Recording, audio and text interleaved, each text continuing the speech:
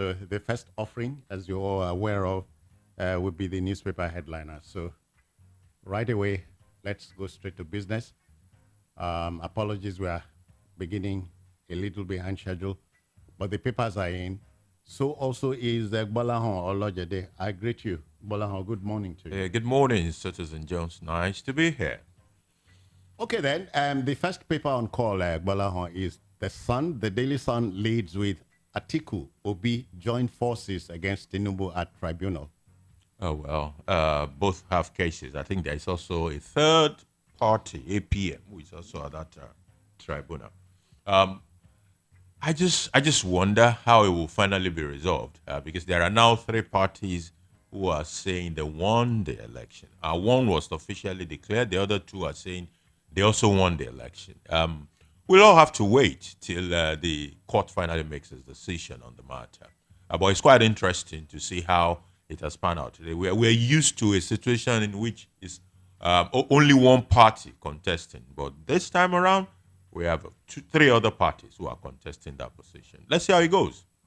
All right, hear this. Sit at home, bringing poverty kwashiorkor for Southeast. This is coming from Ochulo, who is a former military administrator. Increasingly, more people are pitching their views on that subject matter, and more people from that part of town. And I think it's a very important part. If we are going to ever move past the issue of stay at home, then it is the people from that part that will significantly drive it, not federal government. Because even whatever federal government does, if the people are not open to it, they will reject it. In fact, it could be painted in any kind of color.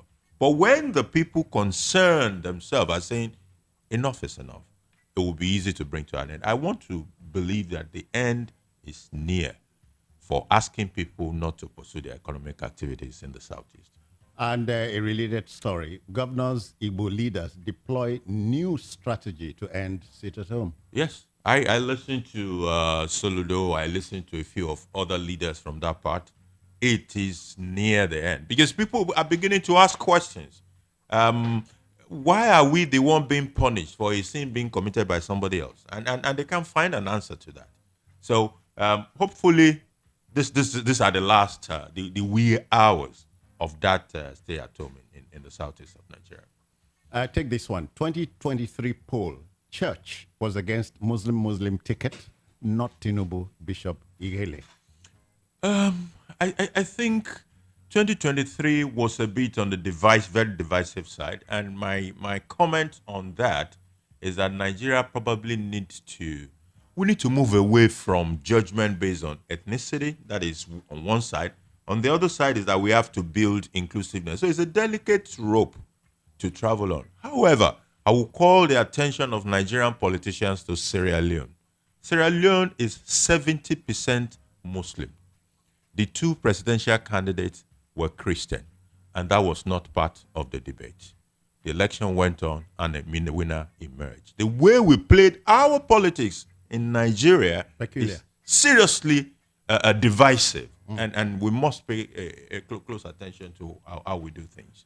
Well, I'll quickly take you to your state, Oshun. Adeleke names nephew, Aregbeshola's ally, and 19 others as board chair.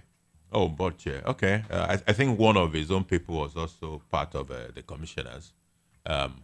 It was an interesting announcement. A friend of mine who had always, there was a time when Adamu said, oh, I didn't even know anything about education when I was made a minister. So he said, oh, this APC people, sha. I said, okay, now in Osun State, it's a PDP people, sha. But in Osun State, the governor announced himself as the commissioner for works. He announced his deputy as the commissioner for sport. The deputy is over 60 anyway. I don't know what is sporty about that. The commissioner for health is a lawyer. The commissioner for education is a politician. So I now ask him, so exactly what is different from that PDP man and the other APC man that you think? Our problem have never been parties. Maybe same difference. It's been the same politicians everywhere. All right, quickly to The Guardian. World Youth Skills Day, Lagos Innovation Hub, transforming young Nigerians to entrepreneurs.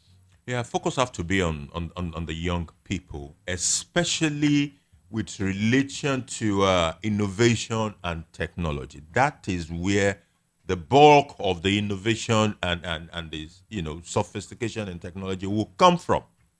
And it is the future, maybe even the present of the country. When you look on the list of the most successful companies across the world, the largest of them across the world, take the first 10, you be it'll be interesting to see the number of technology businesses that are in that first 10 biggest. Some of them are bigger than countries, but they are companies. So this is a step in the right direction, and we must continue to put together programs that galvanize the young people towards technology and innovation. Well, this speaks to your vocation. CBN kicks as POS operators hike charges without approval. Yeah, the POS operators are probably not always conscious of the fact that they are in a regulated business. The POS business was an initiative for financial inclusion. So there's a CBN at the very end of that spectrum, watching over, and it would always like to regulate. But then, CBN must also work with other parts of this economy, especially the fiscal side of things.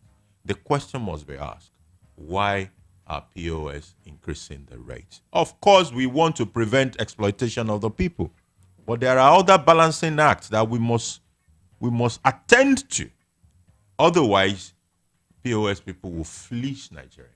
Yeah, Balahan makes you wonder if the ATM is still legally binding. It is. Okay. All right, another story. Ondo acting governor, APC, Adefarati and others hail Akeredolu at 67. Yeah, Akeredolu was 67 earlier this week. Congratulations to him also. Unfortunately, he couldn't be around to throw the normal, party that we would have loved to see. But congratulations, and we wish him many more years in good health. Demolition. This is Kano now. Demolition. Court orders perpetual restraint, or restraint, I should say, awards 2 million naira compensation against Kano government. I think it's a step in the right direction. Demolition should happen where illegal structures are being constructed or for the general good of the society.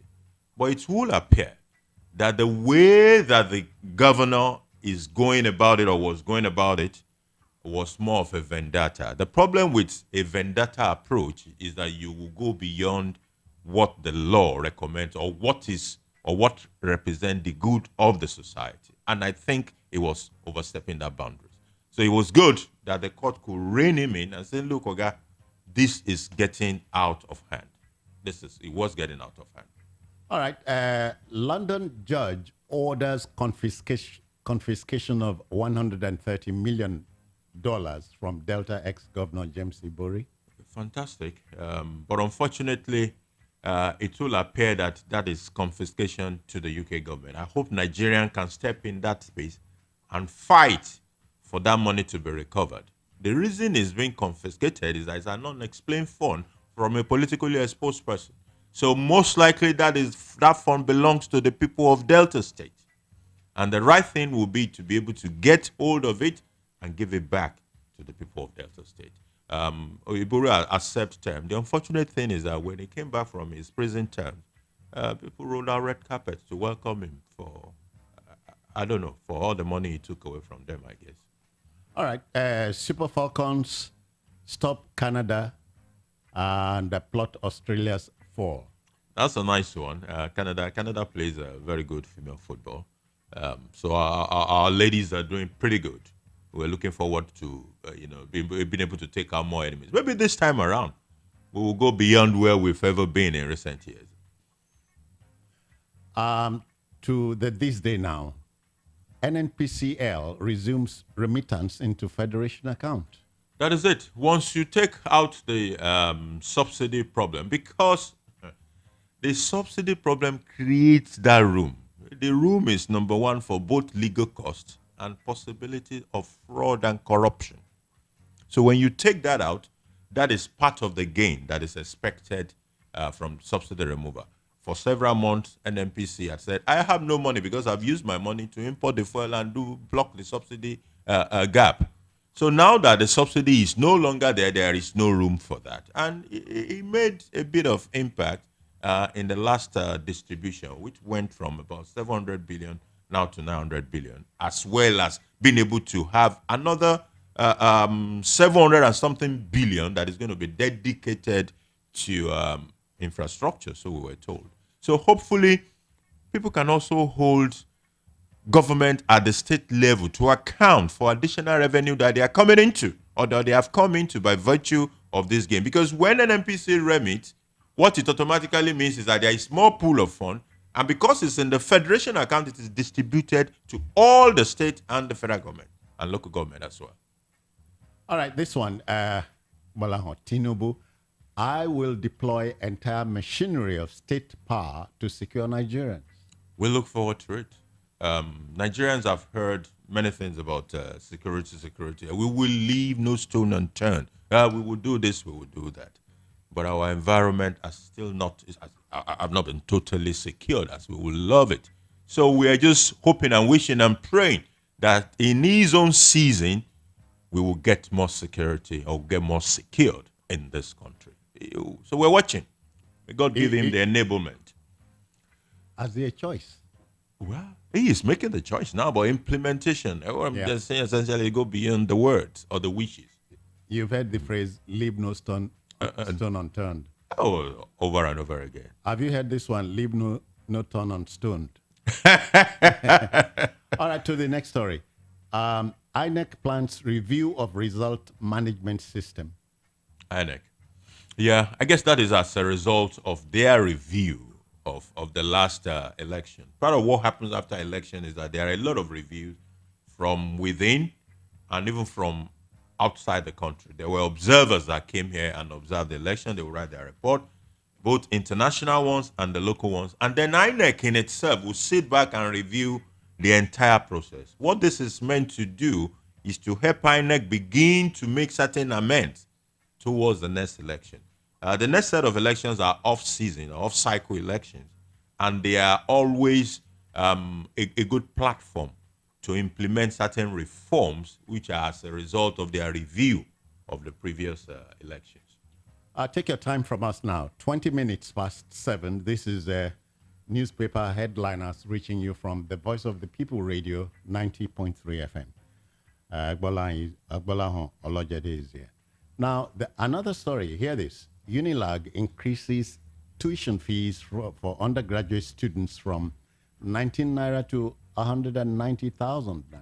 From 19 to 190. Yeah. No, it's the wrong timing. It's the wrong timing. Yes, maybe we will need to increase it. Maybe the student loan issue will come to work. It's meant to be implemented in September. But in the midst of collapse of rates, multiple exchange rate, in the midst of subsidy removal, and several other things that are going on in the economy right now, the timing of tuition fee increase is absolutely unacceptable. That is the reality. We need to wait and see things moderate a little bit. We even need to see that whatever is in the plan to help the students and their parents who pay for these school fees to be able to survive is or moderate the burden that they are carrying now by virtue of the several policies that have been made. That something has been done. When that has been done, and there is a route for them, then we can increase the tuition. But now it's the wrong time. I have this now. 7.9 billion naira alleged fraud. EFCC arraigns Odua 3 years after filing charges. I don't know when Odua will get out of court. It was a minister, Jonathan minister, which means it's she. Yeah. Which means for the past 8 years she wasn't in government, and the cases have not closed out. Here is the lesson from many of these. In fact, some cases have not started. And the real lesson is that when people have access to a lot of wealth, they become very difficult to bring to justice. our emphasis for corruption fight should go more into prevention, making it extremely difficult for people to appropriate our money. Let that be where 80% of our emphasis will be, as opposed to after the money has left and we are now chasing them to bring them to book. Some of those cases will not be concluded in 20 years. Even the ones that were concluded after 12, 13 years, we saw how the forgiveness came a few months after these people were jailed. So the way to go is put more emphasis on prevention, make it extremely difficult for people to steal. And for the matter, one way of tackling organized crime is for the fight to be organized. Organized as well. All right, quickly to the Daily Trust. Federal Unity Schools in Nigeria, FG hikes fees in Unity Schools by over 100%. It's the same hike. We talk about Unilag now, that it's Unity School. I think the timing is wrong. I think everybody needs to wait a little bit. Let there be a direction. Let some of this new policy begin to settle. Nobody knows as we're speaking here, what rate will dollar settle eventually and when it will settle. The pains of subsidy, while I agree that subsidy needs to go, the burden that it has brought, the intervention are not on the table. We are still mouthing them and they've not been implemented. So can we just chill a little bit and allow these things to happen, and then we can start talking about go back to the issue of funding of tertiary education. Unity schools are not tertiary education anyway. That's another story. Charlie. All right. International travels. Airfares hit rooftop in Nigeria, just as Ghanaians, Beninois, and others pay less. It is some of the things I don't understand. Some of these pay less we're talking about is not a $20, $100 pay less where we're talking about. They are humongous. And you are beginning to ask yourself, why is it so cheap in Benin to travel, or so cheap in Ghana relative to Nigeria? The distance you will travel is about the same. Probably you have an hour difference, not more. But when you see the difference in the fare, it raises question. Are we being exploited by airlines? Number one. Number two, is it that the taxes around the aviation sector in Nigeria is so much more that it became so cheap? The way it is going, Nigerians will actually start leaving Nigeria. You go to Ghana or Cotonou to go and take a flight to the west. That is what will happen. Yes, because if you see the gap, it is humongous. All right. So long as it does not make you want to change nationalities. Illegal arm, Emefiele to be arraigned July 25th. Yeah, they said he had a single barrel gun or something, and he had some bullets. Do you have a gun? I don't. If I decide to get one, I will get a license. Okay. The problem was not that he had a gun or he had bullets, but that he had no license to hold them. But I think while that is a crime, and a crime is still a crime, he should be charged for it. But that does not address why he is still in custody. And that gives me some worry. It gives me some worry. I'm not saying he has not committed whatever crime he has committed. There should have been a conclusive investigation so that we can charge him. I do not believe that he is being held because he has a gun. Having a gun without license is a bailable offense. So this whole thing is not looking nice. Government promised rule of law. Let us follow the rule of law. I'm not a fan of Emefiele. Let me be clear about that. But the rule of law, I am a fan of the rule of law. All right, let's take you to Nasarawa State, where the governor has dropped a clanger. He says 8,000 naira palliative is a lot for some families. Yes, it is a lot. When people analyze the 8,000 palliative, they say, what is 8,000? What can it do for people? Because they analyze it from the perspective of their environment. There is an assumption that Lagos is the reality of the entire Nigeria, but it is not so. So 8,000 indeed is a lot of money for some people. But for me, the issue goes beyond that. the issue goes into, okay, while it is enough for certain people because they're not even going anywhere, their food is at their backyard, all your worry about transportation or power, they don't know what you're talking about because they're not going anywhere and they don't use a generator, so they don't care that much. And the 8,000 could ensure that they will have 4 or 5 or 6 additional soup on their table for that month. So it matters.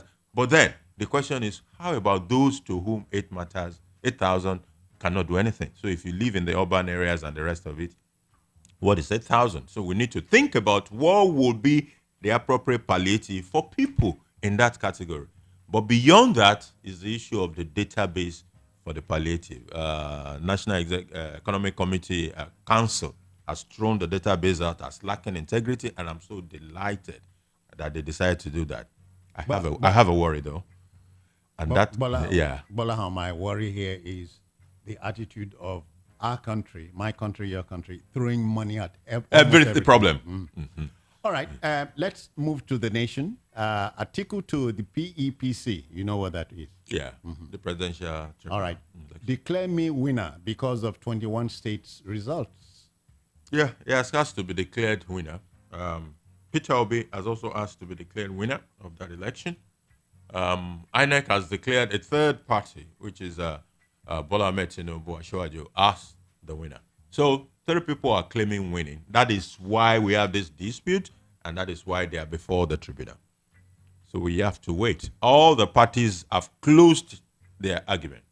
We're just waiting on the tribunal to come out with the judgment. The tribunal should know better.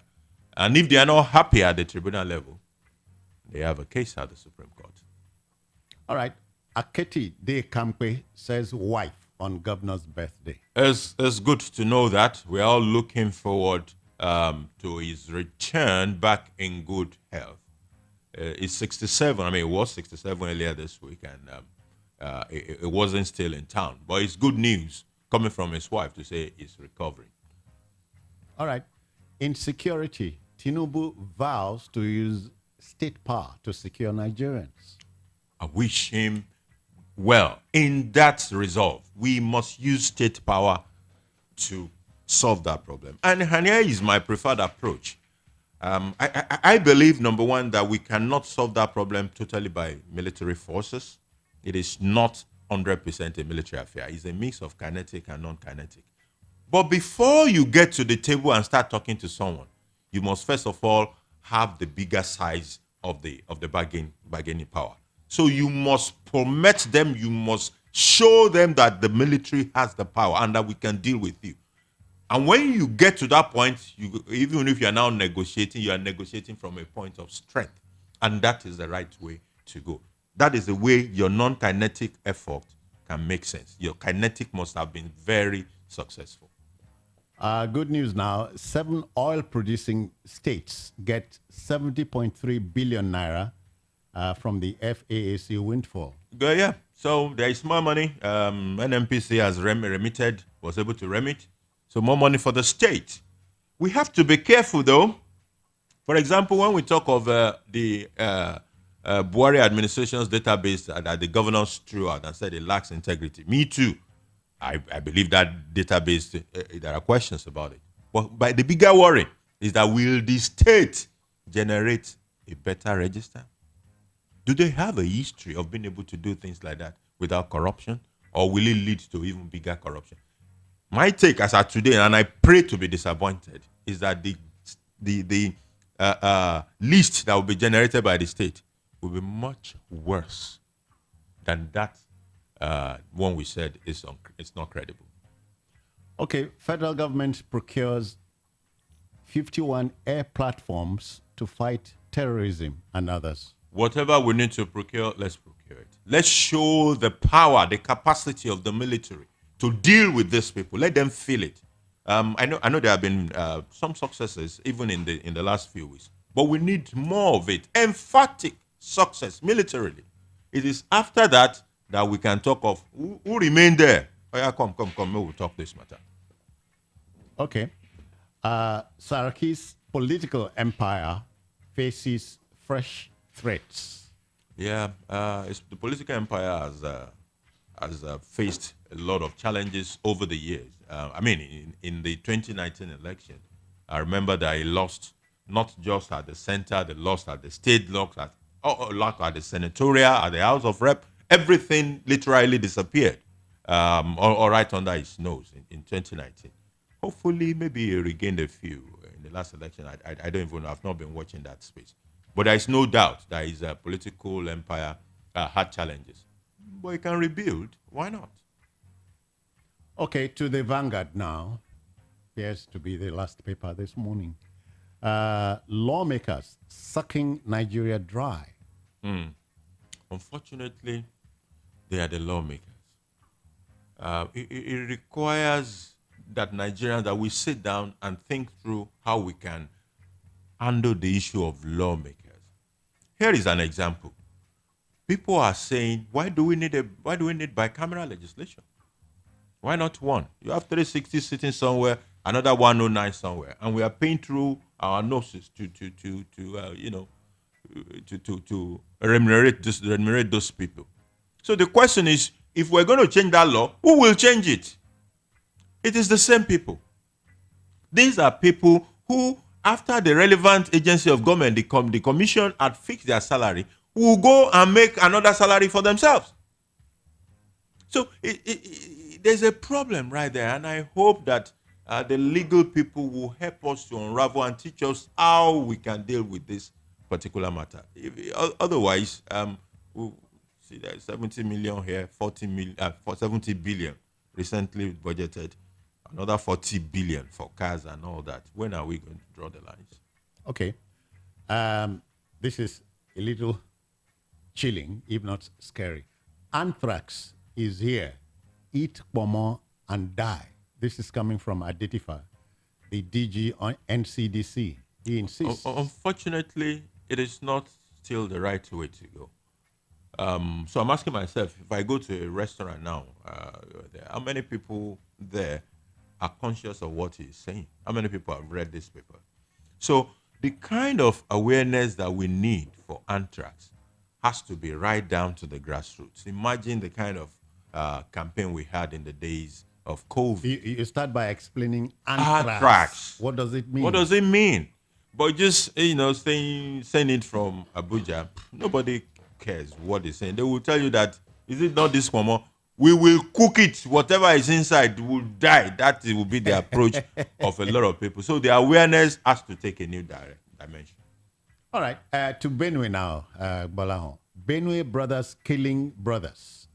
That's the governor, Father Alia, ponders amnesty for killers as 90 die in 56 days. Yeah, those are ethnic fighting. Not even, there was a time when they would say, oh, it is the header farmer problem. What they are suffering from now is an ethnic group against another ethnic group. For several years in the last administration, we had a similar thing. The Jukuns and the TVs, they killed and killed and killed themselves. So these are things that require a solution beyond the military and resolution involving multi-level intervention.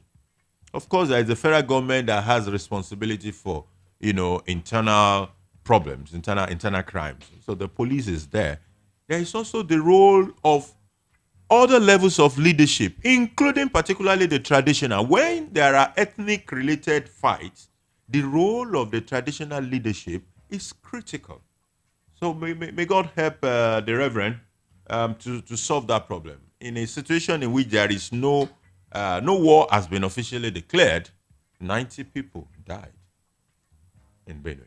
It's unacceptable. Of course, the same governor has discovered 2,500 ghost workers in his state. Ghost workers. Last week, it was Abia State that discovers ghost workers. This week, it was Benue State.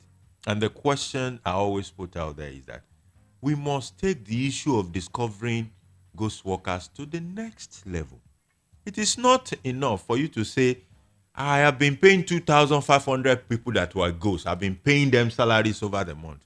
I now found out that they are ghosts, but I'm not going to ask questions about who were these ghosts that have been collecting my money.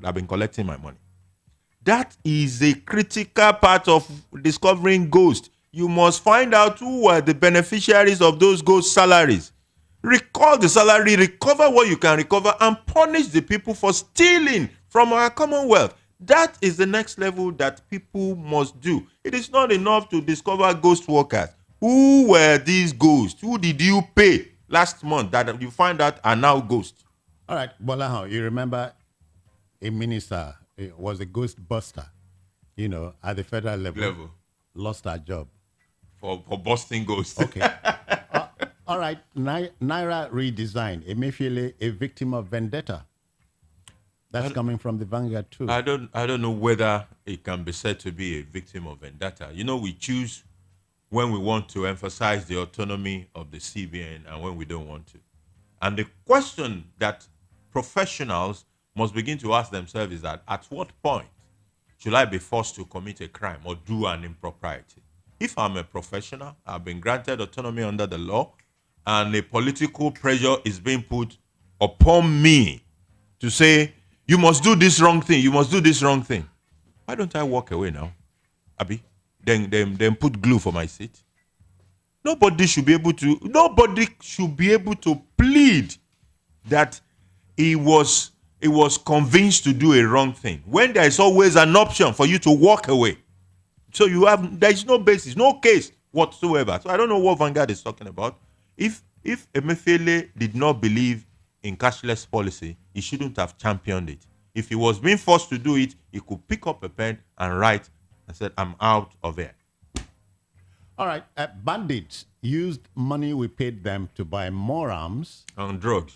This is former Katsina SSG telling the president. That's closely related to an analysis I've given about our approach to these banditry or insecurity issues. You should not be discussing with these people until you have shown them your power. What we have done in the past is that people say, oh, non-kinetic.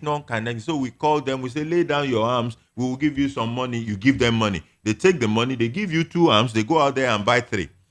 When they are broke, they come back and start attacking the people, you give them more money. What kind of approach is that? And several times, a government like Katsina, former Katsina State government, did that over and over again. It is not working. Show them power of the military first. Break them. Kill them. Arrest them. Prosecute them. Then, whatever is left of them, when they are weak, they say, okay, come, stop this thing. And that is the way to approach the non-kinetic side of things. And this one, APC crisis. Discontent over choice of Ganduje as the APC chair. Yeah, that story has been in the air for a couple of days now, that Ganduje might be the choice for party chair. But then, party chairs are elected, so let's see how that goes. If the parties will be happy to have him. If they were happy to have him, what can anybody do about this? It becomes a party affair. But my take will be that the party should look for, should push towards people that are less controversial because it helps credibility and respect of the office. Okay. Subsidy removal, cash transfer is scam. Kano Governor Ubasani said. So it's not alone. Many Nigerians believe that it is scam. Now that it is being taken to the state level, I can assure you it will still be scam even when the state have to organize it. See, the thinking behind asking the state to do it is very clear. It is to say, look, you are closer to the people, so you should know them better. But it's a lie. It is fictitious name that will still populate that list. It is politician that will still corner most of the money at the end of the day, even when it is done at the state level. Bola, the last story we are sharing this morning is this. Abia governor not owing any bank before I left office on May 29. Ikwazu replies OT. It is most unlikely. It is most unlikely that there is a government, there is a state government in Nigeria that is not owing a bank. And this is Abia State that was reputed for not even paying salaries anyway under Ikwazu. I don't think that is the whole truth. And if you call on the balances in the banks, we'll be able to dispute this. I don't believe that story. Okay, that will do it for the newspaper stories. Now it's time to hand over the microphone to you. Which story or which stories appeal to you? How do you react to them? 0700 903 903 903. Let's get you talking. You know, Balahon is here. I'm here too. So let's get the calls now. 0700 903 903 and 903. Let's get you talking. Balahon, while the calls are coming in, sometimes you wonder if most of the stories we read and share are true. Yeah, that's why they are news. They are meant to, from time to time, for us to find it either strange or unbelievable. But they are reported. This is the mainstream media in Nigeria, and they are most likely true. Yeah. Okay, I have a first listener here.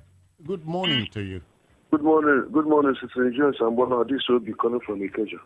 Obi, you're welcome. Good morning. How are you today, Stephen Jones? Yeah, let's go. Sister Jones, you can wake a man, on drug or deep asleep, but you can't wake a man pretending to sleep. I'm talking to INEC. If a man is pretending to be sleepy, he can never wake the person up. INEC, are they trying to deceive us? We're waiting for their review. Thank you very much. All right. Straight to the point. 0700 903 903 and 903. Which of the stories we have shared with you hit you, struck you? How do you react to it or them? Good morning to you. Good morning to you. I greet you, sir. Your name, where you're calling from? My name is Nikachike. I'm calling from Ijeoma. All right, then. Go on. I want to react to the internet in school fees, federal schools, and I know the implication and unity schools, yeah. Yes, that's why. The implication is that if the stress that you increase and the states are increasing, then private schools will definitely increase also. And if it comes to private schools, they will at least go above 100%, maybe they will be doing like 120, 150% above what the federal is doing. So I would have loved if the resolution of the next, the meeting they hold about how to distribute the palliative is more effective. The governors themselves should be quite responsible for this because some states are still going workers. So all these things is really giving us problem. Because now the children are going for holidays. So parents are really panicking now. If the federal should be increasing now, what happens if the private schools? Thank you. Your 60 seconds are up. Thank you. We got that. 0700 903 903 903. Yeah. Parents are panicking already. Students are on holidays, but then holiday will soon be over. Good morning to you. Good morning, Stephen Jones. I greet you, sir. Your name, where you're calling from? Nanemeka from Ejiwo, sir.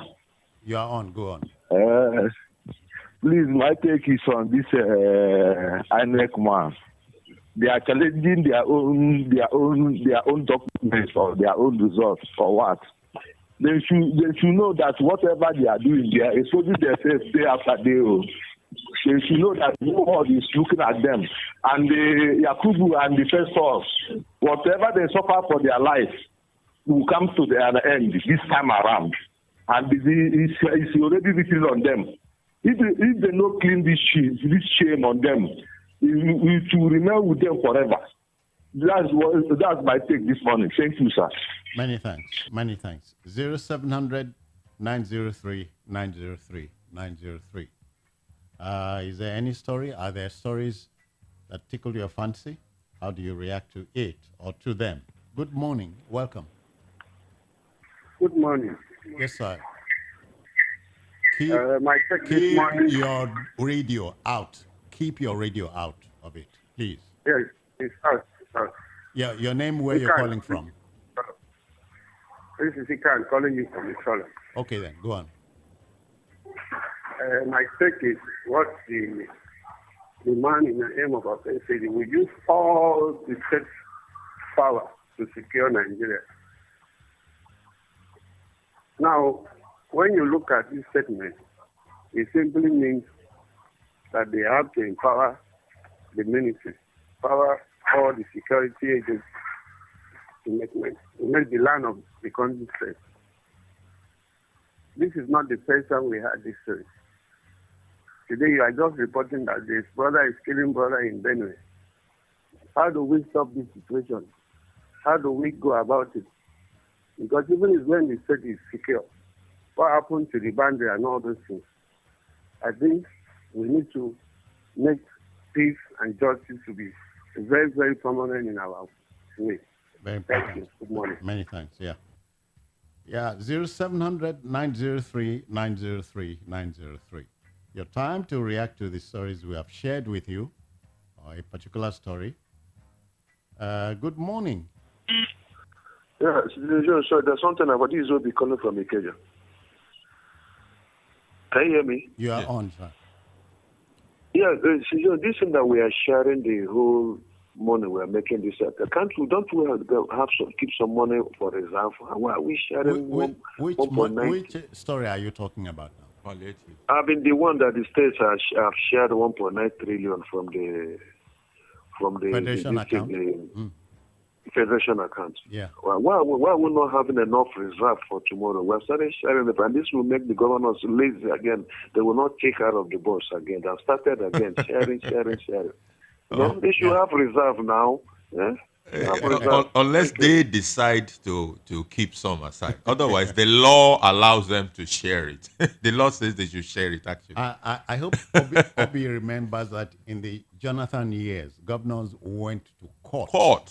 To stop, was it even Jonathan, OBJ? But they went to court to stop the government from saying, Jonathan. Okay, Jonathan wanted to fund sovereign wealth. Yeah. And they wanted to stop that. Let's keep some money away. Let me take one last call. Hello, good morning to you. Good morning. Yes, sir. My take this morning is why... Sorry, is it a sir or a ma?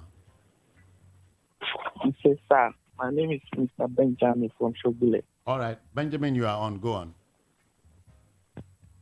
My take is concerning the governor and the president himself. We are talking of people are suffering. And so many people have given suggestions of the way to go. And they should make a refinery to work. And none of them is taking that direction. The president have not talked anything about making a refinery work. All the governors, they sat together. They were all laughing because they have more money to share for themselves now.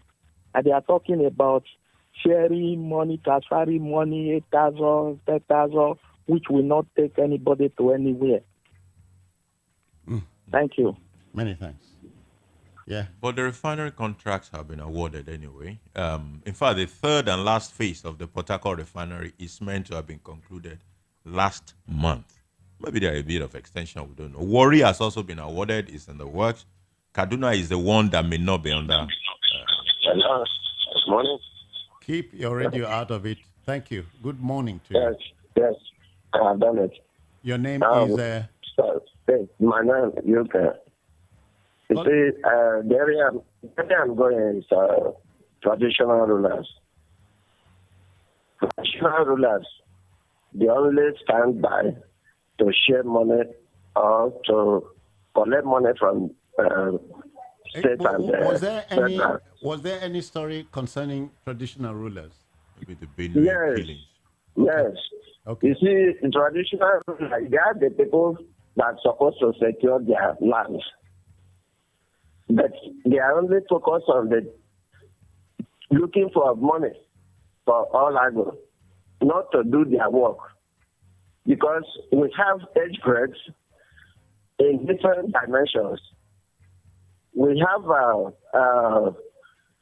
people that can, security inside that age grade. All right. Is the one that will send them to go and secure some part of treasuries. All right, thank you. Your 60 seconds are up. Yeah, Balahan, we must pack it all in now. Okay. I'm a firm believer of Nigeria, and I think this country can work if only we all dedicate to it, followership and leadership. And for every day that breaks is an opportunity for us within our own cycle or circle of influence to do something positive about this country. But definitely the leadership are the one that set the tone. So the call will permanently be that while followership must do their part, leadership must lead and lead from the front. When you call for sacrifice, make some by yourself. In Nigeria, ladies and gentlemen, I present to you Romeo, the pizza champions, and Coldberry ice cream, delight in every scoop. Visit any of our outlets and feel the rich taste from the pizza champions and Coldberry ice cream at 11 Road by First Avenue, Festac Town, 28 Adenira Ogunsanya Street, Surulere, 13 Admiralty Way, Lekki Phase 1. Romeo's Pizza and Coldberry ice cream. Romeo, the pizza champions.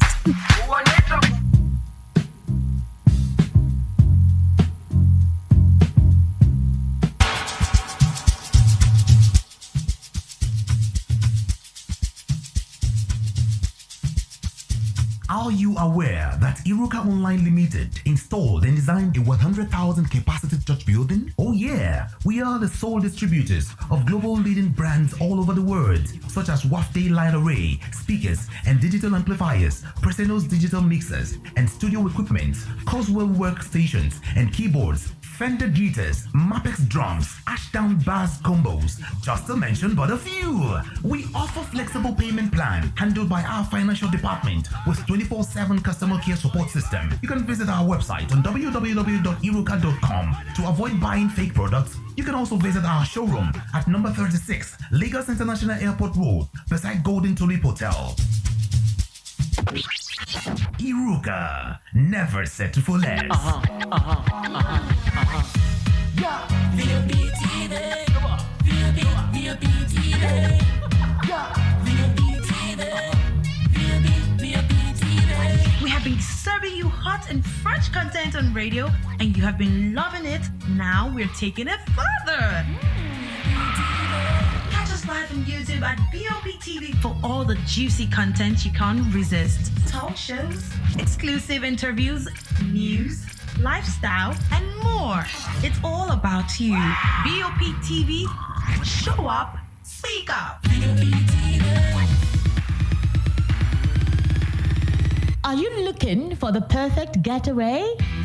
Look no further than the luxurious accommodations at Airport Golden Tulip Hotel, number 42, Muritala Muhammad International Airport Road, Lagos. Relax and unwind in a beautifully appointed rooms featuring all the amenities you need for a comfortable stay. Whether you're traveling for business or pleasure, our attentive staff is here to ensure that your everyday need is met. We also offer complimentary pick-up and drop-off from the Lagos airport. Take advantage of our state-of-the-art fitness center, outdoor pool, and enjoy a delicious meal at our on-site restaurant. With stunning views, world-class service, and a prime location, Airport Golden Tulip Hotel is the perfect choice for your next vacation or business trip. So, why wait? Book your stay today and experience ultimate in comfort and luxury at Airport Golden Tulip Hotel. For bookings and reservations, please call 0815-8003-333 or 0815-7003-333. You can visit our website at airportgoldentuliphotel.com. Airport Golden Tulip Hotel, where luxury meets comfort. The award-winning pizza in the US is now here in Nigeria. Ladies and gentlemen, I present to you Romeo, the pizza champions, and Coldberry ice cream, delight in every scoop. Visit any of our outlets and feel the rich taste from the pizza champions and Coldberry ice cream at 11 Road by First Avenue, Festac Town, 28 Adenira Ogunsanya Street, Surulere, 13 Admiralty Way, Lekki Phase 1. Romeo's Pizza and Coldberry ice cream. Romeo, the pizza champions.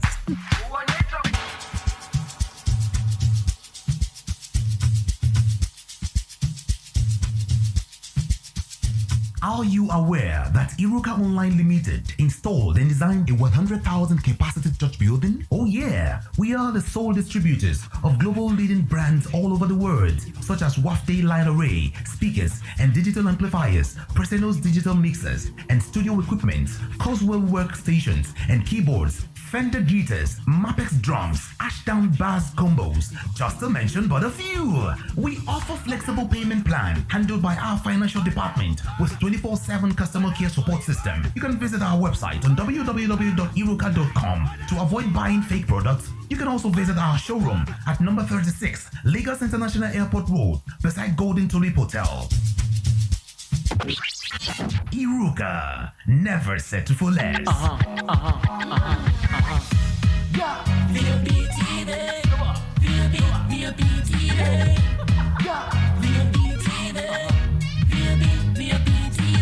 We have been serving you hot and fresh content on radio, and you have been loving it. Now we're taking it further.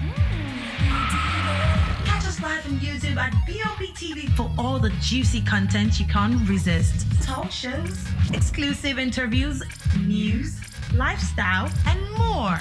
It's all about you. BOP TV, show up, speak up. Are you looking for the perfect getaway? Look no further than the luxurious accommodations at Airport Golden Tulip Hotel, number 42, Muritala Muhammad International Airport Road, Lagos. Relax and unwind in a beautifully appointed rooms featuring all the amenities you need for a comfortable stay. Whether you're traveling for business or pleasure, our attentive staff is here to ensure that your everyday need is met. We also offer complimentary pickup and drop-off from the Lagos Airport. Take advantage of our state-of-the-art fitness center, outdoor pool, and enjoy a delicious meal at our on-site restaurant. With stunning views, world-class service, and a prime location, Airport Golden Tulip Hotel is the perfect choice for your next vacation or business trip. So, why wait? Book your stay today and experience ultimate in comfort and luxury at Airport Golden Tulip Hotel. For bookings and reservations, please call 0815-8003-333 or 0815-7003-333. You can visit our website at airportgoldentuliphotel.com. Airport Golden Tulip Hotel, where luxury meets comfort.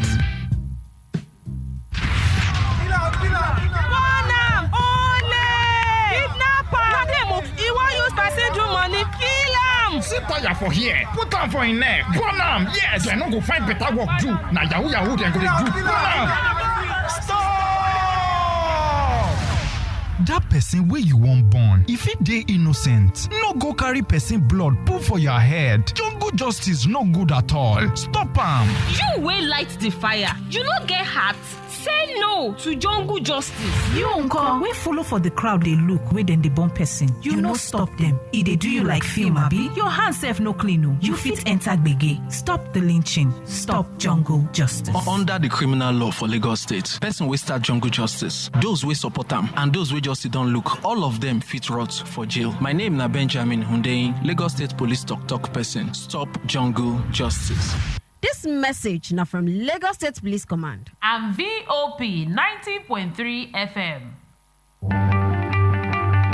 This is the station that gives you a voice. How can you be jubilating when judgment has not been given to them? Meaning that you are bribing the judiciary. You see a lot of young Nigerians who are leaving the country in droves. They are running away to escape poverty. And I think Nigerians should rise. Many families and properties have been destroyed. Accountability is one of the things that is lacking in governance in this country. Speak with no hindrance. Chapter 4, Section 39 of the Nigerian Constitution, Right to Freedom of Expression and Press states, every person shall be entitled to the freedom of expression, including freedom to hold opinions and to receive and impart ideas and information without interference. Now you have a voice. Voice of the people, 90.3 FM.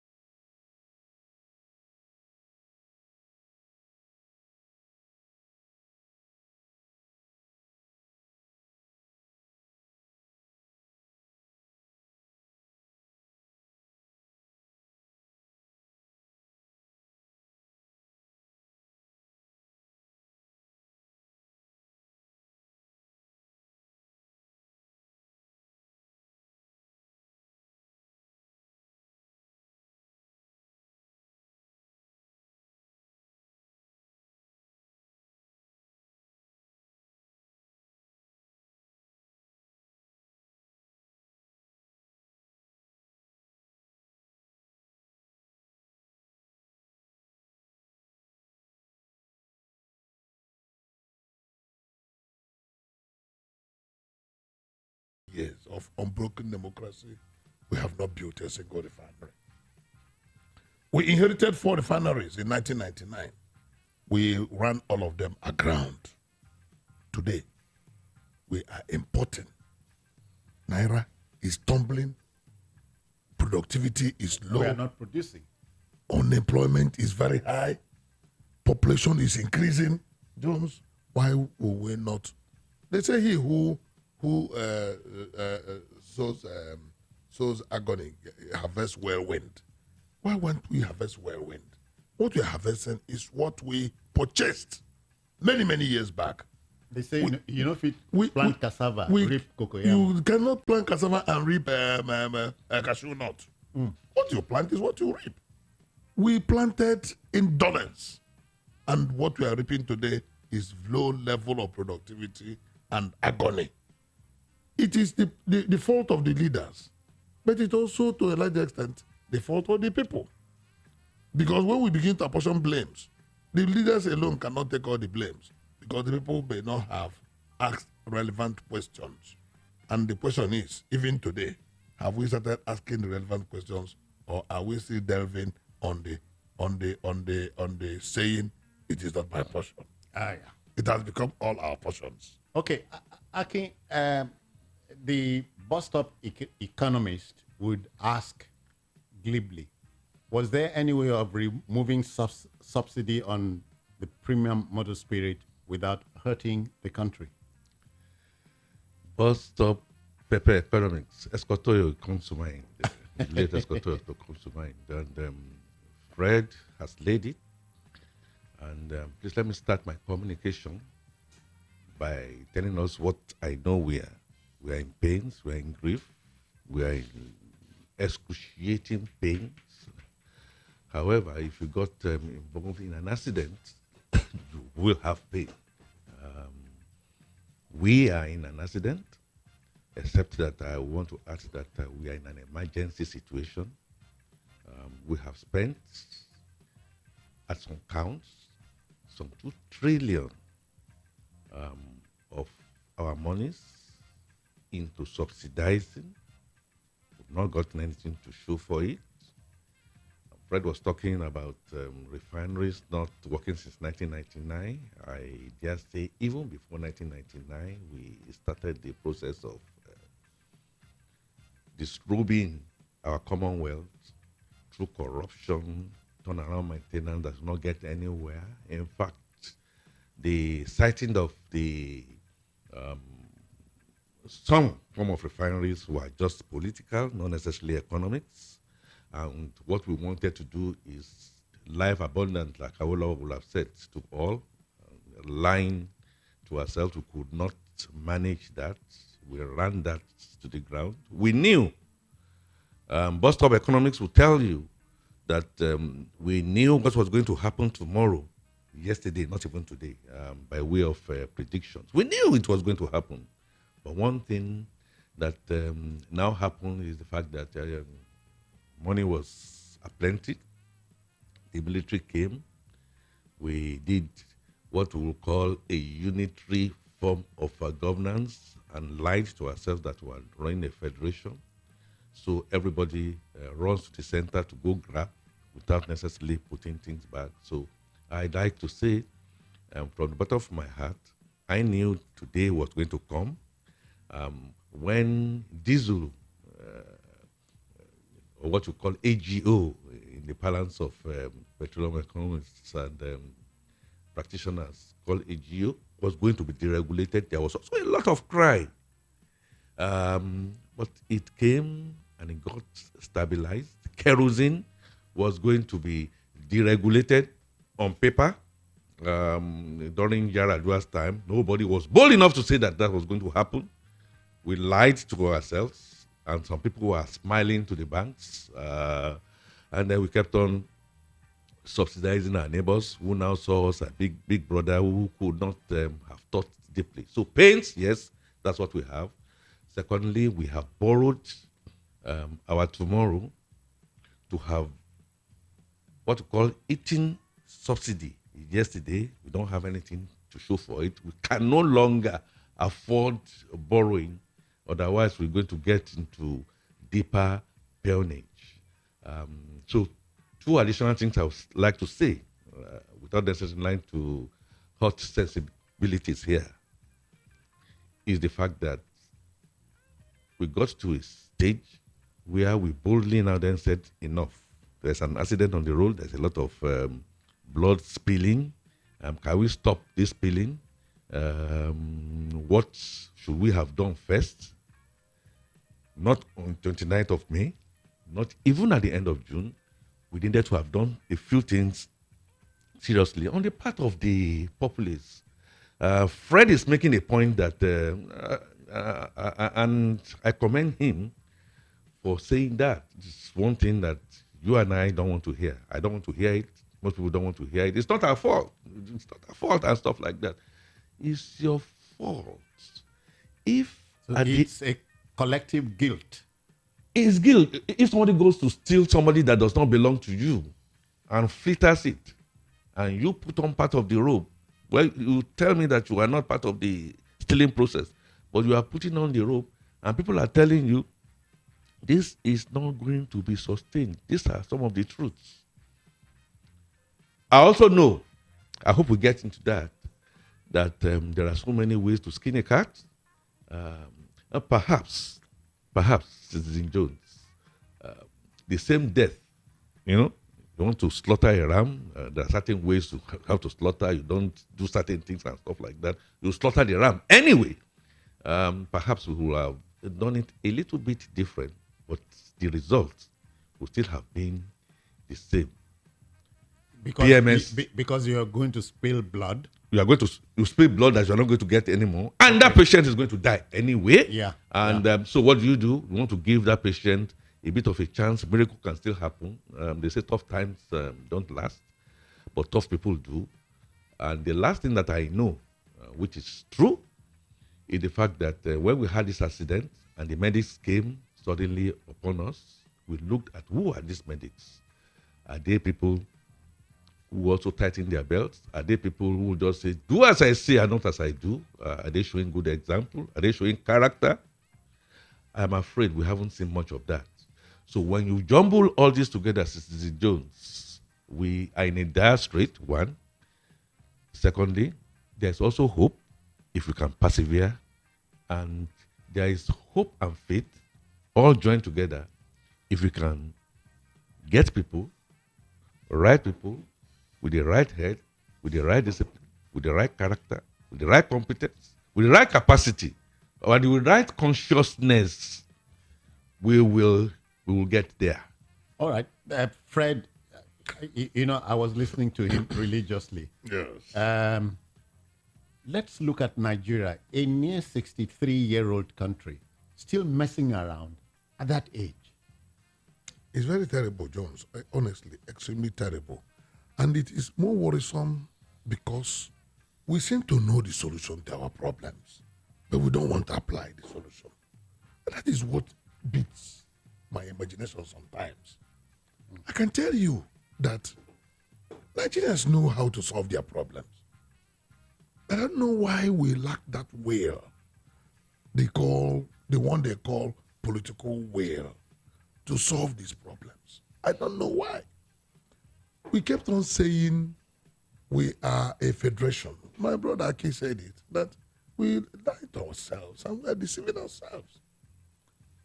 In year 2000, I keep saying... You think we are not, or we are not federating? I am certain we are not. I am sure we are not. We are masquerading as a federating state.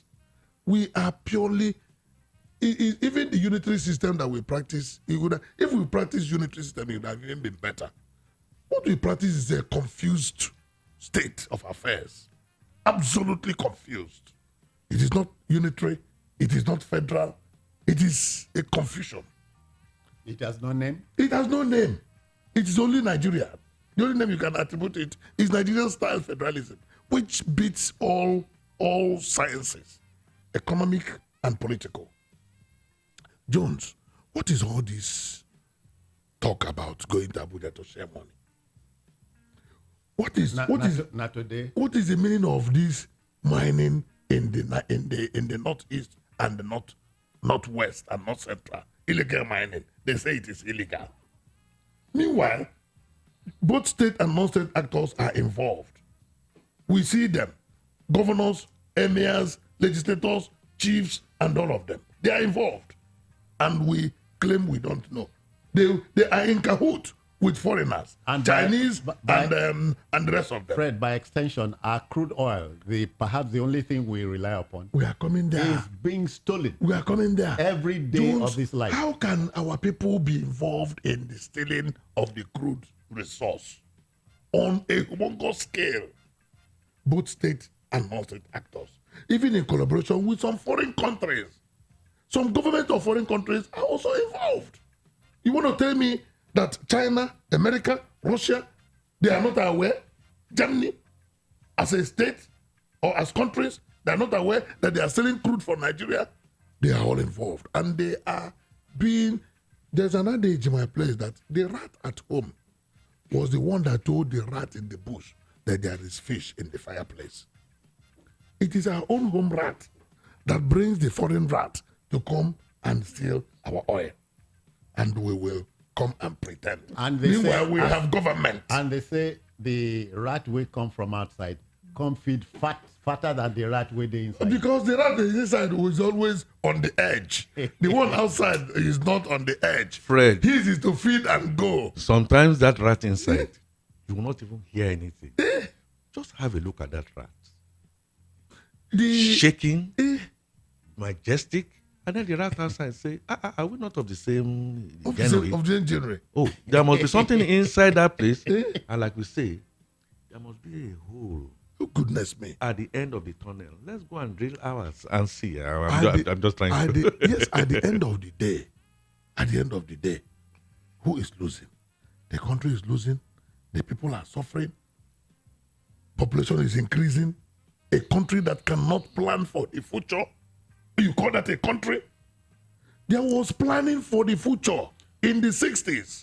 And there's no more planning for the future. In this crazy mix. After 1966. Okay, in this crazy mix, one person is identified as being an enemy of state. The state moves to deal with him. The generality of Nigerians will say, no, be only him. Now, you all about this other person. Or what about this other? And so on. And the cycle goes on and on and on and on. Fred has gone into some fundamental areas of constitutionalism. And 20 minutes past 8 for your time check. Go on. And you are talking about states. Fred, truth must be told. I do not think we have a country in the right sense of saying we have a country. I agree with you. I also think that we are a state, like Citizen Jones says, being coerced by gunboats and people who are just not ready to serve. And Fred, today is the yesterday. Today is the tomorrow we are thinking about yesterday. So we are here now, back. So what should we do? Part of the things that we need to do is to have leaders in the right sense of leadership, and not rulers, people who will be able to come out there and sacrifice. It's not enough for you to say, I know you have pains, I'm going to give you palliatives, I'm going to do this, I'm going to do that, and all that. We are in a boat, or we're in a vehicle that has no spare tire, no doubt about that. And the brakes are bad. Not only is it the brakes are bad, even the drivers seems to be physically challenged, either in the eyes or capacity are not properly trained, and they just tumble into it. And also drunk. So what we need to do, we have a country to salvage. We have a country we begin to now move towards. And that's why I picked on the Barrister Nziako's nice positioning, another subject entirely, but the truth is that the constitution that we are operating, I am afraid, is a vehicle that has no spare tire, and it can go into knots at any point in time. Let's come together and fashion a true constitution. Some people call it restructuring, you call it whatever it is. But while we are trying to get to that restructuring, we have an emergency. So the first thing I am saying, in no unambiguous terms, is that we need leaders to show us not just the way. I'm not talking about manifestos, I'm not talking about finger pointing. They need to start to show us example by cutting cost of governance. I heard yesterday or day Thursday that the Council of State have decided that part of what they are going to do, I think they put that, if you look at the cocky dot bullet points, towards the end, it does not matter. We are going to cut cost of governance, all this lavish kind of living by the executives, by the legislators at all levels must come. They need to come on place, even if it is going to be for the optics of it. This is what we have to put down. We are not going to be increasing our salaries and our PEPC. Whatever it is that we already have, we are going to take 20%, 30%, and I say it, City Jones, please let me, as far as I know today, until perhaps the courts, change that, start with President Bola Tinubu himself at the top, showing that example and saying, people have looked at me and I've seen myself being surrounded with A, B, C, D, or whatever it is. I'm going to cut that out. And through his influence, talk to the legislators. We have to start to cut. I haven't done that. I come to the open place, the motor park, like you said, and say, hear ye, my people, this was what I was, quote, enjoying. I have let out some of these things. I've decided to tighten my, but I'm going to be asking you to do likewise. When the benefits begin to come, you will be the first that we are going to see by way of benefits. That's one. Secondly, all policies, fiscal, fiduciary policies surrounding taking additional fees, additional levies, and stuff like that must stop. Bam, now. Tax cuts. I know this might be on, but we need to see demonstrated so that we can buy our hearts and our mind, that we can persevere for a little while, and then we put timelines to now then say, yeah, this is how and where we are going to be getting there. But without setting that example, I am afraid Fred, you have decided not to lead. Fred, sometimes I ask this crazy question: are we damned? Sometimes it seems so, but sometimes it doesn't. And we should not be damned. We should make concerted efforts to get better. Let's bring this home now. We have a situation at hand, not caused by the current government, but caused by previous governments. And the current government came and dived into it and is overwhelmed. But there are a lot of ways out of this. Ake has given very robust suggestion about frugality of government officials. When you say, ask your citizens to tighten their belt, you have to as well tighten your own. You lead by example. And that is one aspect of it.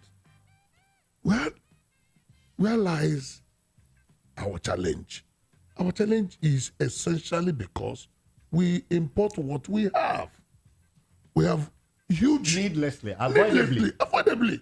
Extremely avoidably, Jones. Keep away our moribund refineries.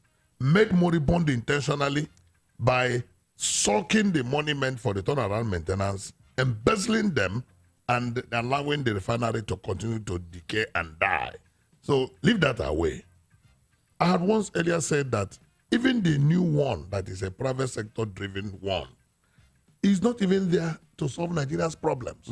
It's not. Regardless of the promises? It's not. It's not a Nigerian project. It's a private sector project that if Nigeria even gets up to 35-40% of the output, then it is hooray, because it is sited in an export processing zone it is targeted at export. More than 60% of the production will be exported. So it is not to solve our problem. I had once listened to an expert. Was this deliberate? Well, of course, Jones, it is. It is, because even by the investment government made through the central bank in that refinery on behalf of Nigerians, they knew. They have the template. It was all a mess. I've once listened to an expert who was marveled at the way Nigeria is run. Modular refinery. The expert said, I'm saying this so that other experts who may listen to me would either accentuate or controvert it. Yeah. The expert says that modular refineries are like completely knocked down vehicles components. Okay. CKD components. Yeah. You can just import in container and fix. And that's it. That in 3 months, maximum of 3 months, you have started you started producing. And that it cost about $70 million to $80 million to bring in a modular refinery that can refine about 20,000 barrels of crude per day. 20,000. If we have 10 of such refineries distributed in, we have 6 geopolitical zones. Yeah. 2 in each geopolitical zone. You are having 12 in all. 12 of such refining 20,000 barrels per day. That gives you 240,000 barrels per day. Jones, it will be more than enough to satisfy Nigerians' consumption requirement in the downstream tech sector. Now, the man now keeps wondering, and this will take just about 3 months to install, and you start producing. He now keeps wondering, what is that is making, he's not a Nigerian, what is that is making Nigeria unable to refine? Fred. Why must it be gigantic refinery? My background. These are modular refineries. Yeah. Small pockets of refineries. Not only that it will create a lot of jobs, it will solve this Herculean task of importation. And even if the refineries are sourcing their crude from the market, some of those other aspects that has to do with CIF, because when you're importing something, you're talking about cost, insurance, and freight. At least if you take care of cost, because it is local, insurance is completely off it, because you are not doing international insurance, you're doing local insurance, and then you are not taking about freight. Fred, I was going to say something. Sorry, my brother. Okay. Naturally, the price will come down. Okay. You now keep asking yourself, does government not know all this? Okay, Fred, as somebody who is a practitioner in that industry, I started hearing about modular refineries close to about 20 years ago. And exactly the way you have painted it is the way.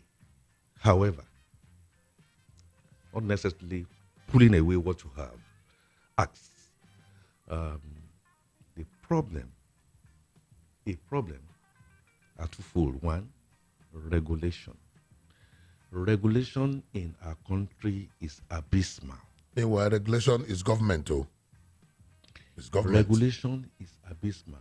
So when you have a policy to say we are going to be driving right, you find people that they say they decide to drive left, and then they will say it's a turn, or it's a natural justice for us to do that. But regulations and control, and they say you don't do it that way. First, the modular refineries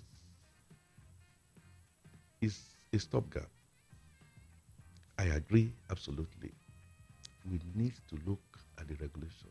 I have a background in ExxonMobil, and so we presented this, like I said, close to about 20 years ago. They asked 1 or 2 questions.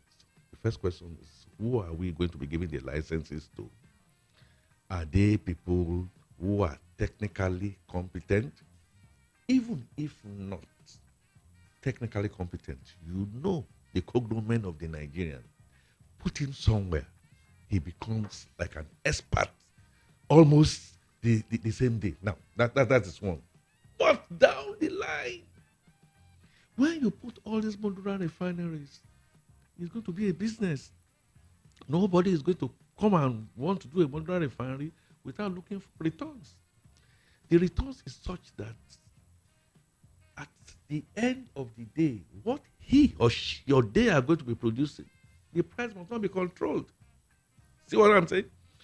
And so if you go to the bank, naturally, you go to the bank and stuff like that, they will ask you some of these feasibilities. When are you going to be able to recoup and whatever it is, nobody has been able to show. Does that throw it out of the can? No.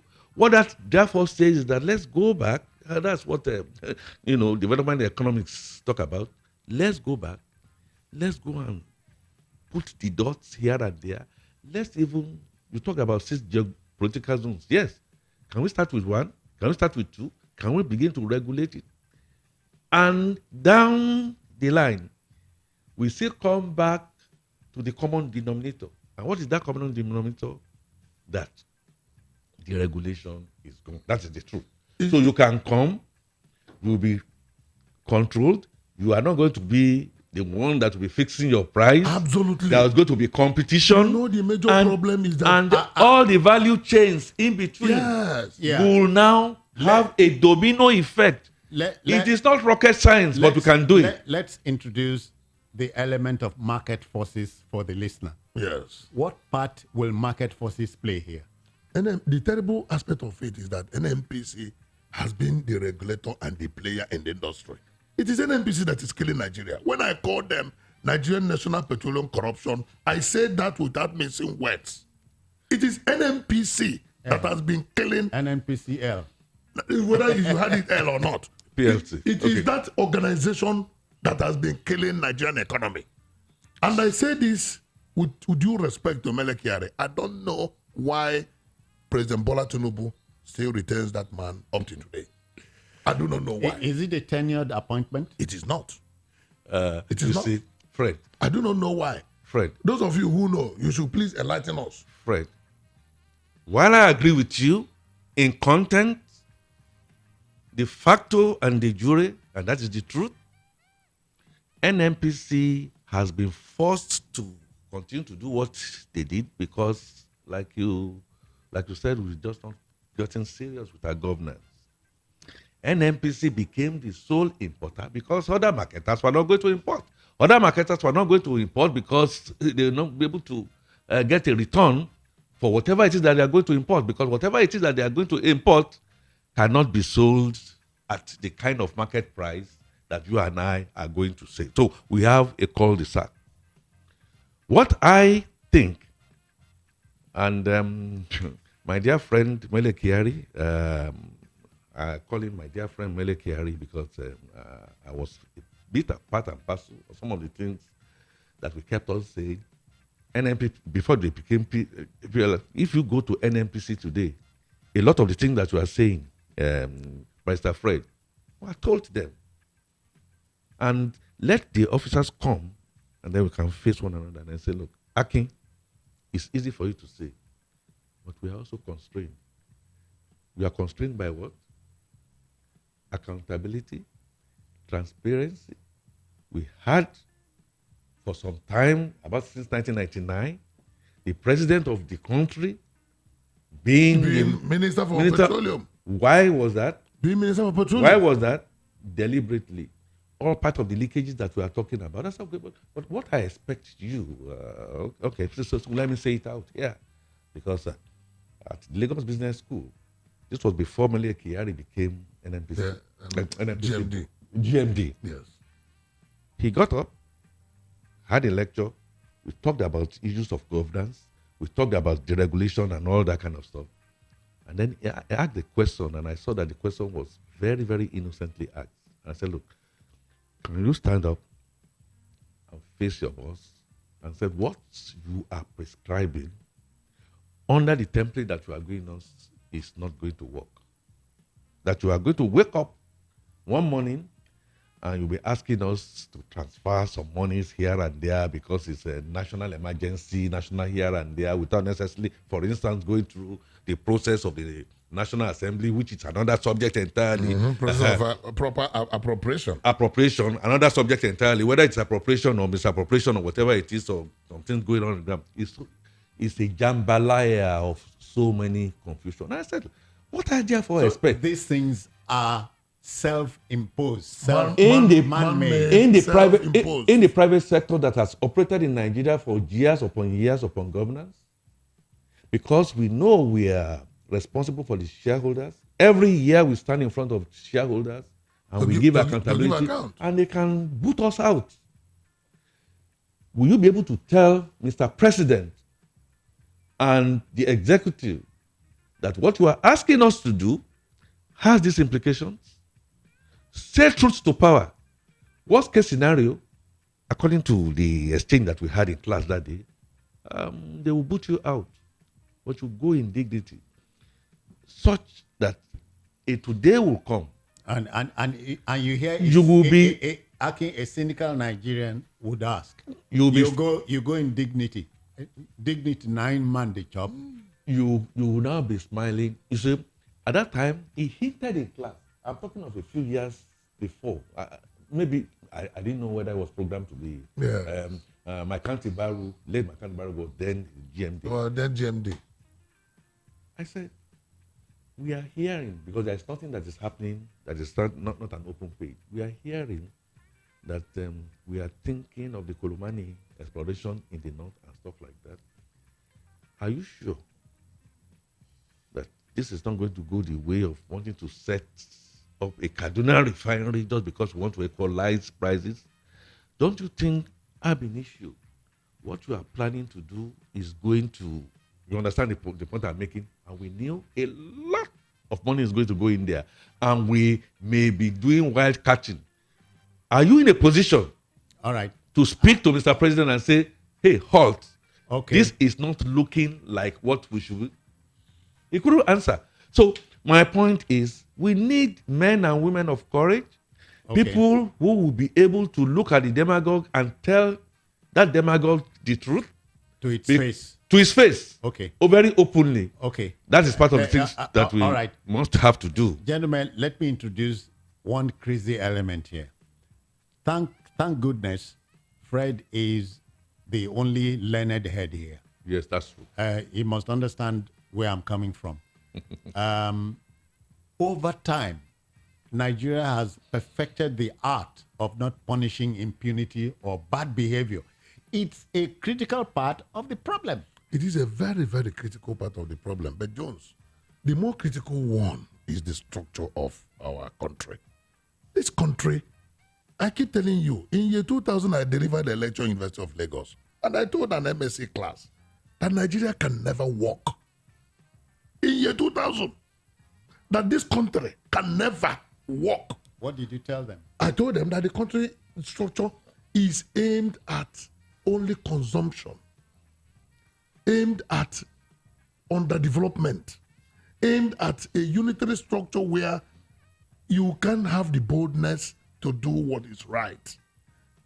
I was called all manner of names in that class because then was Obasanjo just took over.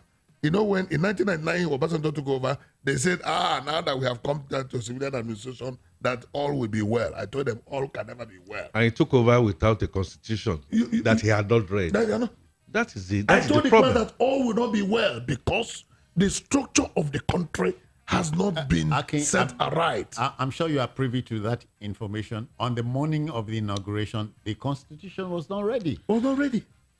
On the morning of the inauguration, constitution was not ready. But the night before the constitution, I believe he's still alive, Professor Yadudu. Awali Yadudu. They were tinkering with quite a lot of things, citizenship and all that. Sharia has to come in and all that kind of stuff. They were battling to strengthen booby traps to make us fail. I mean, I just say this. You know it, you know it, barrister. Our listeners know it out there. Why is it that we cannot sanction wrongdoing? If the wrongdoers, the person to sanction the wrongdoing are the wrongdoers themselves. How do you expect them to sanction themselves? Okay. So we are down. It is at that point that I I made the proposition that we need to restructure this country. By restructuring, what do you mean? Call it anything, but that thing that will bring power back to the people instead of Abuja. That thing that will stop this idea. Economic power to the people. Economic power. Okay. Back to the people, not Abuja. This idea of bringing everything to Abuja and we go to share, it is what is killing Nigeria. Fred. And today, Fred. Zamfara is said to be a very poor state, but under the soil of Zamfara, if you mine it appropriately, Zamfara will be the richest state in Nigeria. We know that the solution is restructuring, economic restructuring, and all that. So what are we talking about? However, Fred, unfortunately, we don't have a consensus at IDEM. Yes. You have said something, for whatever reason, I just don't want to do it, either because I'm benefiting from the rentier system. Lopsided rentier system. However, a time I start coming in this country, Fred, please take note of what I'm saying very carefully. It's not going to be a force. They talk, they don't listen, and all that. The economy, the way it is going to do a force majeure and force us to restructure it. I give you this example. Known and unknown, some of the forces that says we are not going to restructure are the forces that manipulate our population. You don't produce, yet you share the cake. The cake that is produced. Not only manipulating population, manipulating the figures, and manipulating the output. When we are frying the cake itself, and we decide that we are going to sell this cake, you still say you cannot sell certain cakes in our own area. But when we make the money, you are now going to get in there. They are now, I don't know if you have heard about it, they are now crying and saying, you keep on saying we don't want restructuring, but we're not getting anything. All right. We've gotten to a situation where the economy, realities of the economy will restructure Nigeria. All right. We have got to the point where we involve the listener now. So, dear listener, if you feel up to saying anything here in reaction, don't forget we are discussing subsidy on the PMS gone. The very tough times are here. What do we know? 0700 903 903 903. Let's get you talking, but please let your comment be straightforward. No foul language, no incontinent one either. Good morning to you. Good morning, Citizen Jones. I greet you, sir. This is Tayo calling from Ogba. Tayo, I greet you. Okay, sir. About this subsidy, I said it on your program here last time. I said, don't touch the subsidy. Go in there and stop the corruption. And if we cannot stop the corruption, let's call the colonial master back to come and colonize us. Okay?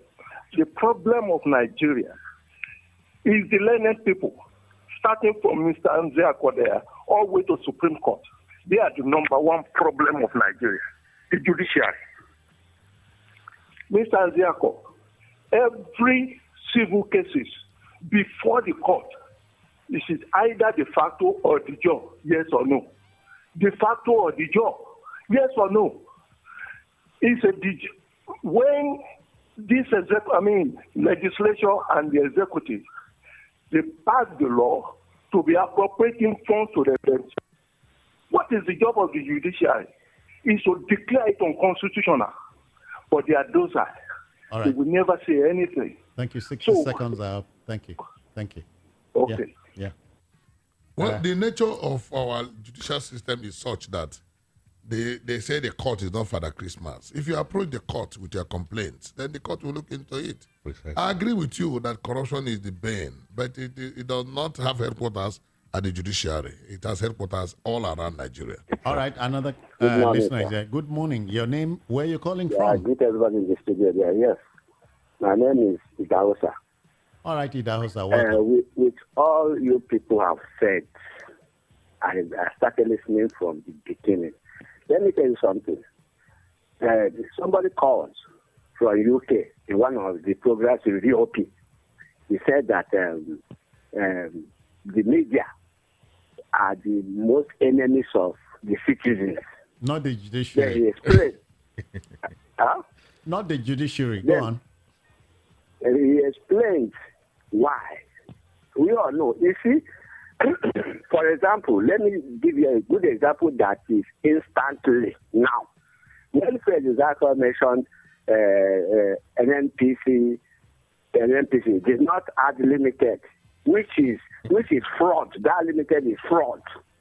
The Buhari turned our NNPC to NNPC Nigeria Limited, becoming his own property. Who knows with who? Then President Zaka mentioned NNPC in his statement. He did not add. The said limited. Why, if you don't add that limited income, will you be taken to court? That why didn't you add that limited? So that points down to what I'm saying, that media houses are part of our problem. The things that the government wants, whether it's right or wrong, is what they bring up. I also know, sir, that comment is free. But hold on, because your 60 seconds are up. I also know that comment is free, like you have expressed, but facts are sacred. What you're saying is not a fact, but thank you. 0700 903 903 903. Get it right. Subsidy on the PMS is gone. The very tough times are here. What do we know? Hello, good morning to you. Good morning, Mr. Jones. I'm Nameka, the program, please. Nameka, welcome. My people are two guests. Yeah. They are spark, and they are true son of the soil, please. And listen to them. And what are begging this morning? I'm begging them, this kind of men, to come out and help this nation for us. Let them speak out so that we know anything about education, make we learn from them more about this country. Because we can't leave this country like this. Okay. We can't leave this country like this. This country has everything to become a great nation, and we are lacking behind. Please, make them help us a lot. Please, we are begging them. Let them speak out. Let them not leave this thing now. Let them not leave this thing to only politicians. They are just of Obi is a boy, 63 years. He's a sitting baby. This Obi is a boy, 63 years. Instead of being a grandfather, he's a sitting baby now. Help us, please. Thank you. I thank you guys, please. Thank you. Yeah. 0700 903 903 903. Another listener is here. Good morning to you. Good morning, sir. I greet you. Your name, where you're calling from? My name is Promotion. Okay then. I'm sorry to go this way. The problem we have in Nigeria is the media. Please keep your radio or listening aid out of it, please. I know you want to hear your voice on radio. It is bad for this business. I'm talking to you. Let me hear you clearly. Okay. Can you hear me now? Yeah, keep it that way. Let's go. Okay. Your analysis, the way they do the analysis this morning, you can understand that each of them to say that this government, what they are doing is wrong. The way they will use English to paint it, is not the way. This government is killing us. Let those analysts say it stop and plain. This subsidy, Nigerians are suffering. Let them use that thing that they say that the problem is the past government. This government coming in aspect telling us that they are coming to make it more better. Now their own is worse. This government is killing us. Let them say it that way. Before you run away, do you understand this subsidy thing? Everybody understands subsidy. Hold on. I trust that you understand. Do you think if you remove subsidy, we were not going to suffer? God bless you. Why did now government not tell us that it's coming to make it more better than other governments? Okay, thank you. Yeah. You see, the challenge of understanding is the one facing our dear listeners. One has to really understand where we are for you to be able to either raise your hope or dash it. Everybody was. You are closing your face. Yes, everybody was told, and everybody knows that this government came in at a time when the past government had made no provision for subsidy. So absolutely, there is nothing like subsidy anymore, and subsidy has gone. What we are even saying is we appreciate the fact that everybody is suffering. We are only laying down foundation that will make sure that the tomorrow that we all are yearning for comes. Because if we don't lay that foundation, that tomorrow may never come and the suffering continues. In 1981, Alhaji Shehu Shagari wrote a letter to then President Shehu Shagari. Awolowo wrote a letter. Yes. Chief Awolowo wrote a letter to Shagari and asked him that he has to put in place things that will make our tomorrow better. In fact, the way he said that, he said the ship of state is heading to the rocks. Heading to the rocks. And then we had professors of economics who said it should keep quiet. That was 1981. Today, if those men are brought back to life, I don't know what they will say about Nigeria. Okay, in my closing thoughts, and I see the pains of our listeners, Fred, your discipline was said that it's part of the problems we had. T.D. Jones, yours too, media. I must not absorb myself. I'm an accountant. I also have within the accountancy profession. If they knew you were collective guilt. Whether you are a medical doctor, you are a university lecturer, you are a listener. However, when you point a figure at one, you, four, are pointing at you. Fred, you are so right. Subsidy was gone. If you say this government, well, it could have been Atiku Abubakar. He will come and do perhaps exactly the same in terms of removing the subsidy. My dear friend and brother Peter Obi, that I think I know, will do exactly the same. He will remove the subsidy, and we are going to be in pain. However, the modalities might be a little different. There's no doubt about that. Yes. So what I am closing with, I have an innate belief that Nigeria will find its feet. We must get people to lead us by example. We must believe them. We don't trust them. We must build the trust deficit now. And together, all right, like a Rwanda of 1994. Okay.